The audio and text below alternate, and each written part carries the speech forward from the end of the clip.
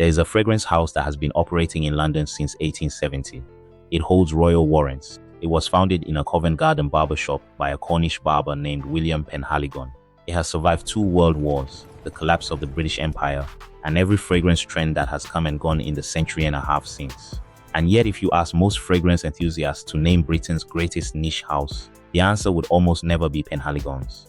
Today that changes. 10 fragrances from one of the most extraordinary catalogs in all of perfumery. Let's get into it. At number 10, we have Penhaligons Halfeti. This is where most people begin their Penhaligons journey, and for good reason. Dark rose, oud, amber, vanilla, and a smokiness that gives it an almost gothic quality.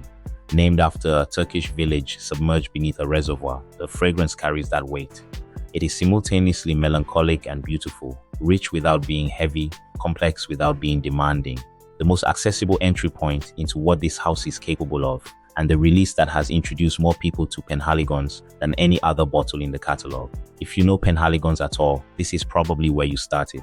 Number 9 is Penhaligons Empresa, named after an imagined aristocratic character from the house's eccentric portraits collection, and built around bergamot, mandarin, vetiver, and a clean woody base that gives it effortless versatility. This is Penhaligons doing something that most niche houses struggle with, a genuinely elegant everyday fragrance that never feels ordinary. The vetiver here is dry and precise rather than earthy and heavy. The bergamot and mandarin keep it firmly in warm weather territory. And the whole composition has a restraint and intelligence that reveals the caliber of perfumery happening inside this house to anyone paying close enough attention. Before we go further, 2 things worth knowing. Somewhere on this list is a flanker that actually beats its original.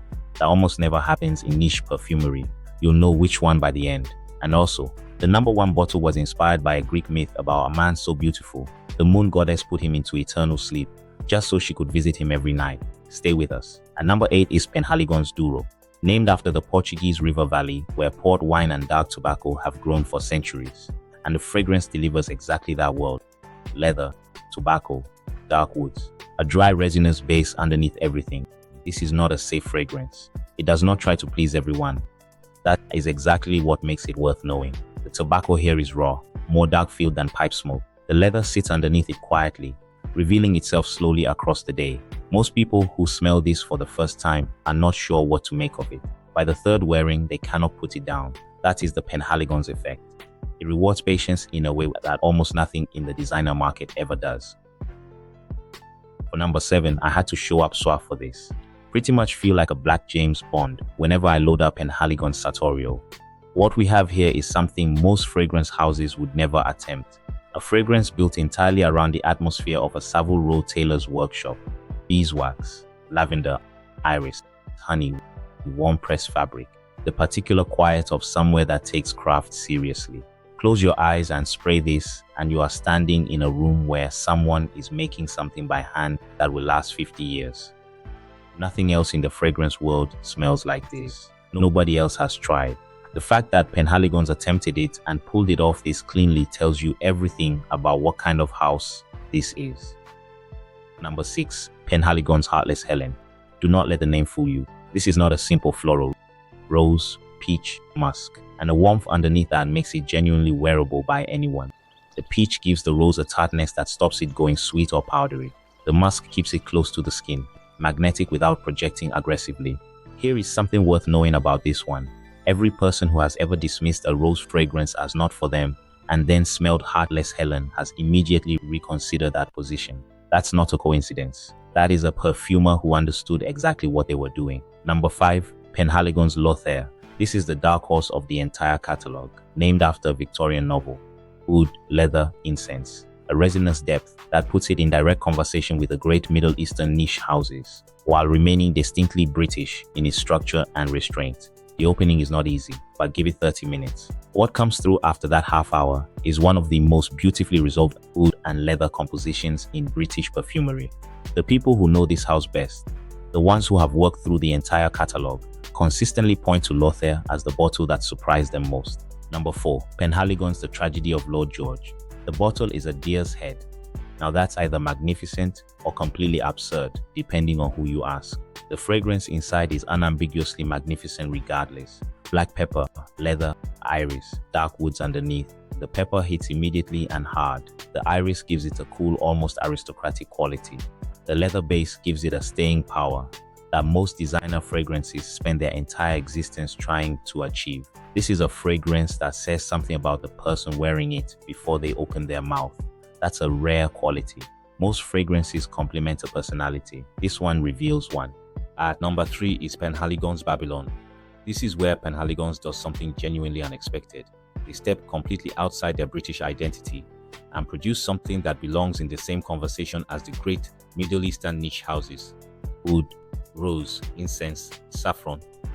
It has a warmth that feels ancient rather than constructed. The rose and oud here do not compete, but what they produce together is greater than what either could achieve alone. For a house with 150 years of restrained British elegance to release something this bold is a remarkable creative decision. It paid off completely. This bottle alone justifies the argument that Penhaligons belongs in the conversation with the very best houses in the world. Number 2, Penhaligons Halfeti Leather. Remember the curiosity loop from earlier, the flanker that beats its original. This is it. The original Halfeti was already extraordinary. Halfeti leather takes everything that worked and makes it more. The rose is darker, the leather is more prominent, the depth and staying power are significantly greater. A flanker surpassing its original almost never happens in niche perfumery. If you own the original Halfeti and have not tried the leather version, you're not finished with this house yet. And if you can only own one, def own this one. And at number 1, Penhaligons Endymion. The second curiosity loop gets its answer here. In Greek mythology, Endymion was a shepherd so beautiful that Selene, the goddess of the moon, fell in love with him. She could not bear to watch him age and die, so she put him into eternal sleep and visited him every night for the rest of time. Penhaligons built a fragrance around that myth. Lavender, cardamom, incense, woods, musk, and what they created is the most perfectly balanced fragrance in this entire catalog. The lavender is not the lavender of cheap aromatics. It is warm and slightly smoky, transformed by the cardamom and incense into something that feels genuinely rare. One spray lasts all day. The dry down evolves across hours into something you will find yourself returning to again and again. That is the Endymion effect. The moon goddess understood it. Now you do too. That is Penhaligons. 150 years of extraordinary perfumery fragrance YouTube has been ignoring. 10 bottles that prove this house belongs with the greatest in the world. Drop in the comments which one you're interested in. And if nobody around you has heard of Penhaligons, that's not a problem. That is an advantage. Subscribe and I will see you in the next one.